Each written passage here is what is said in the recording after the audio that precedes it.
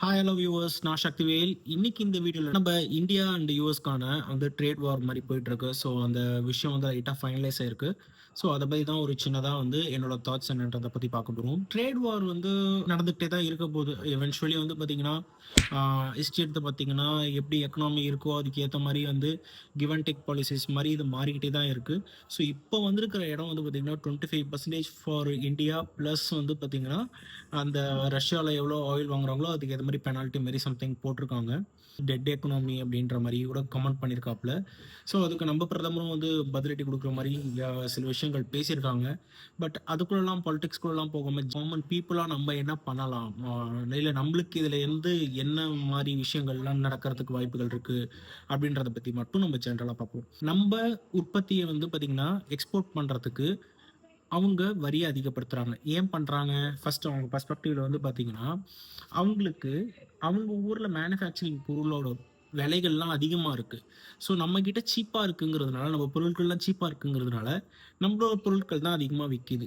அங்க உள்ளூர்ல வந்து அதாவது யுஎஸ்ல வந்து பார்த்தீங்கன்னா, உள்ளூர்ல அவங்களோட மேனுஃபேக்சரிங்க வந்து நல்லா பூம் பண்றதுக்கு இந்த டாரிஃபை இன்க்ரீஸ் பண்றாங்க. ஸோ இது ஒரு காரணம். 2வது மெகா அதாவது வந்து பார்த்தீங்கன்னா, மேக் அமெரிக்கா கிரேட் அகெயின் அப்படின்ற ஒரு இனிஷியேட்டிவ் தான் வந்து ட்ரம்ப் வந்து இருந்துட்டு இருக்காரு. ஸோ அந்த விஷயத்துக்காகவும் அவர் பண்றாரு. நிறைய நுவான்சஸ் இருக்கு. இன்னொரு முக்கியமான காரணங்கள் வந்து சொல்லப்படுறது என்னன்னா, டாரிஃப் மூலமா காசுகள் குமிஞ்சு அமெரிக்கா வந்து பார்த்தீங்கன்னா ஒரு சிறந்த நாடா இருக்க போகுது அப்படின்னு ட்ரம்ப் நம்புறாரு.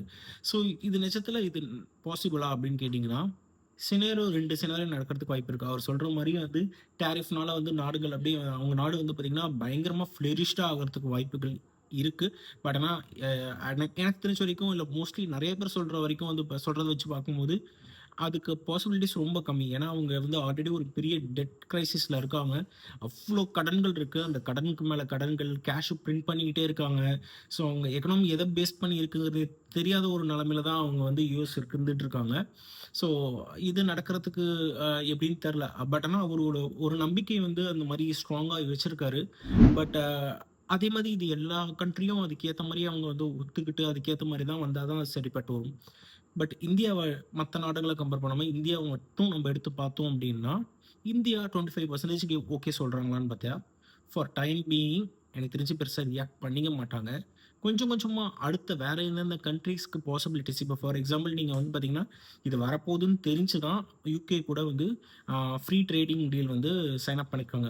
ஸோ இந்த மாரி நெறைய கண்ட்ரீஸ்க்கு வந்து பார்த்தீங்கன்னா, வேற இங்க எக்ஸ்போர்ட் பண்ற அந்த குவான்டிட்டிய வேற இடத்துக்கு டிஸ்ட்ரிபியூட் பண்றதுக்கான ஒரு அ விஷயங்கள வந்து பார்த்தீங்கன்னா, கவர்ன்மெண்ட் பண்ணும். ஸோ இது மூலமா வந்து பார்த்தீங்கன்னா, நமக்கு வந்து அந்த டேமேஜ கம்மி பண்றதுக்கான வாய்ப்புகள் வந்து பார்த்தீங்கன்னா, நெறையவே இருக்கு. ஸோ அடுத்தது அஸ் அ கன்சியூமரா நம்ப என்ன பண்ணணும் அப்படின்னு பார்த்தீங்கன்னா, மோடி கூட சொல்லியிருக்காரு. இந்தியால தயாரிக்கிற பொருட்கள மட்டும் நீங்க அதிகமா வாங்க பழகுனீங்க அப்படின்னா, நம்ம எக்கனாமி கிரேட்டா இருக்கும். ஃபார் எக்ஸாம்பிள் நீங்க ஆப்பிளே எடுத்துக்கோங்களேன். ஆப்பிள் வந்து பார்த்தீங்கன்னா, இங்க Foxconn அவங்க இண்டஸ்ட்ரி எடுத்து இப்ப இங்க வந்து ஐஃபோன்ஸ்லாம் தயாரிக்க ஆரம்பிச்சுட்டாங்க. இங்க தயாரிக்கிற பொருட்களுக்கு வந்து பார்த்தீங்கன்னா, இங்க வரி சலுகைகள் நெறையவே குடுத்துருக்காங்க. இது இல்லாம அந்த 5 வருஷத்துக்கு வந்து பார்த்தீங்கன்னா, பிஎல்ஐ ஸ்கீம்ன்னு சொல்லுவாங்க. ஸோ அத பேஸ் பண்ணி வந்து பார்த்தீங்கன்னா, கம்மியான விலைகளுக்கு வந்து பார்த்தீங்கன்னா, நிலம், கரண்ட் இந்த மாரி நெறைய மானியங்கள்லாம் வந்து கவர்மெண்ட் குடுத்துட்டு இருக்கு.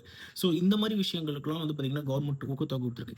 ஏன் இது கவர்மெண்ட் பண்ணுது அப்படின்னு வந்து பார்த்தீங்கன்னா, அவங்க கம்பெனி வெளியிலேருந்து அவங்க டைரக்ட்டா எக்ஸ்போர்ட் பண்றாங்க. இப்போ ஃபார் எக்ஸாம்பிள் டெஸ்லா கார் வருதுன்றாங்கல்ல, அவன் இங்க ஃபேக்டரி எதுவுமே போடல. டெஸ்லா கார டைரக்ட்டா இங்கேருந்து ஷிப்ல இங்க அனுப்பிச்சுட்டு இங்க விக்க போறான். ஷோரூம் போட்டு இங்க விக்க போறோம். இதனால நமக்கு பெரிய வேலைவாய்ப்பு வராது. மேபி ஒரு ஷோரூம்ல ஒரு 10 பேர், 20 பேர், 30 பேருக்கு வேலைவாய்ப்பு கிடைக்கும். ஆனா அதுவே டெஸ்லா இங்க இண்டஸ்ட்ரியா போட்டானா, ஆயிரக்கணக்கில எல்லாருக்கும் வேலை கிடைக்கும். ஸோ இதனால நம்மளோட பொருளாதாரமும் நல்லா இம்ப்ரூவ் ஆகும். இதுதான் வந்து பார்த்தீங்கன்னா, மேக் இன் இண்டியான்ற ஒரு ஸ்கீம். அந்த மாரி இருக்கிற ப்ராடக்ட்ஸ மட்டும் நீங்க வாங்குங்க அப்படின்ற மாரி சொல்றாங்க. அஸ் அ ரெஸ்பான்சிபிள் சிட்டிசனா நம்ம வந்து ஃபர்ஸ்ட் நம்ம மேக் இன் இண்டியா ப்ராடக்ட்ஸ்லாம் என்னென்னன்றத தெரிஞ்சுக்கிட்டு, ஸோ அத பேஸ் பண்ணி நம்ம வந்து பொருட்கள வாங்க ஆரம்பிக்கணும், கன்சியூம் பண்ண ஆரம்பிக்கணும். அடுத்தது குளோபலைசேஷன் ஆயிடுச்சு எல்லா பொருட்களும் வந்து வித்துட்டு இருக்காங்க. சைனா பாருங்க எத பேஸ் பண்ணி அவன் வந்து ஒரு லாக் வச்சிருக்கான். உன் மென்பொருள நான் வந்து பயன்படுத்த மாட்டேன். அங்க Facebook கிடையாது, Instagram கிடையாது, WhatsApp கிடையாது. யூஸ் பண்ணிக்கலாம். நீங்க வந்து விபிஎன் போட்டு யூஸ் பண்ணிக்கலாம். பட் அஃபிஷியலா வந்து பார்த்தீங்கன்னா, அங்க பெருசா யாரும் யூஸ் பண்றது கிடையாது. அந்த அளவுக்கு கன்சப்ஷன் கிடையாது. ஸோ அந்த மாரி ஒரு நிலைமை தான் இங்க இந்தியால இருக்கா அப்படின்னு பார்த்தீங்கன்னா இல்ல. நம்ம யூஸ் பண்றது முக்காவாசி சாஃப்ட்வேர்ஸ் வந்து பார்த்தீங்கன்னா யுஎஸ் தான். இப்போ தான் சில சில வந்து என்ன சொல்றது, ஆ ஒரு ஃப்ரீ சாஃப்ட்வேர்ஸ்லாம் நம்ம யூஸ் பண்ண ஆரம்பிச்சுட்டு இருக்கோம். பட் ஆனா நம்ம யூஸ் பண்றத யோசிச்சு பாருங்க. மைக்ரோசாஃப்ட் யாரோட கம்பெனி? ஆப்பிள் யாரோட கம்பெனி? வாட்ஸ்அப் யாரோட கம்பெனி? Instagram யாரோடது? Facebook யாரோடது? வாட்ஸ்அப் எல்லாமே ஒருது தான். Facebook, WhatsApp, Instagram எல்லாமே ஒரு ஆளோடது தான். ஸோ எல்லாமே வந்து பார்த்தீங்கன்னா, அமெரிக்கன் மென்பொருள் தான் நம்ம யூஸ் பண்ணிட்டு இருக்கோம். இதுல போயிட்டு நான் வந்து அவனுக்கு எங்கேயாவது ஒரு செக் வைக்கிறதுக்கு நான் இப்போ ஃபார் எக்ஸாம்பிள் TikTok பேன் பண்ணாங்கல்ல, அந்த மாரி WhatsApp பேன் பண்ண முடியுமா? ஓ! இந்தியாவே இப்படி தலைகீழா ஆயிடாது. ஸோ நம்மகிட்ட ஒரு லாக் வைக்கிறதுக்கு பெருசா எதுவும் கிடையாது. ஸோ அந்த லாக் மெக்கானிசம்ஸ வந்து கிரியேட் பண்ணணும். அதுக்கு நெறையா வந்து லோக்கலைஸ்டு சாஃப்ட்வேர்ஸ நம்ம வந்து பயன்படுத்த ஆரம்பிக்கணும். இன்க்ளூடிங் நான் மட்டும் நான் சொல்றேனே, நான் மட்டும் இத யூஸ் பண்றேனான்னு கேட்காதீங்க. இப்ப நான் பேசிட்டு இருக்கிறது YouTubeல தான். YouTube யாரோடது? ஸோ இந்த மாரி நெறைய விஷயங்கள் நமக்கு சேலஞ்சஸ் இருக்கு. ஸோ போக, போக, போக வந்து பார்த்தீங்கன்னா, இதுக்கான இந்தியன் வெர்ஷன்ஸ்லாம் நெறையா வந்துகிட்டே இருக்கும். ஸோ அதெல்லாம் நம்ம வந்து பயன்படுத்த ஆரம்பிக்கணும். அதெல்லாம் என்கரேஜ் பண்ண ஆரம்பிக்கணும். நம்ம தனியா ஒரு டிசிஷன் மேக்கரா நம்ம வந்து வர முடியும். ஸோ இத பத்தி ஒரு குட்டியா ஒரு விஷயம் வந்து சொல்லணும்னு தோணுச்சு. அதுக்காக தான் இந்த விளாக். அண்ட் உங்களோட கருத்துக்கள் இத பத்தி ஏதாவது இருந்தது அப்டின்னா, கமெண்ட் செக்ஷன்ல சொல்லுங்க. நன்றி, வணக்கம்.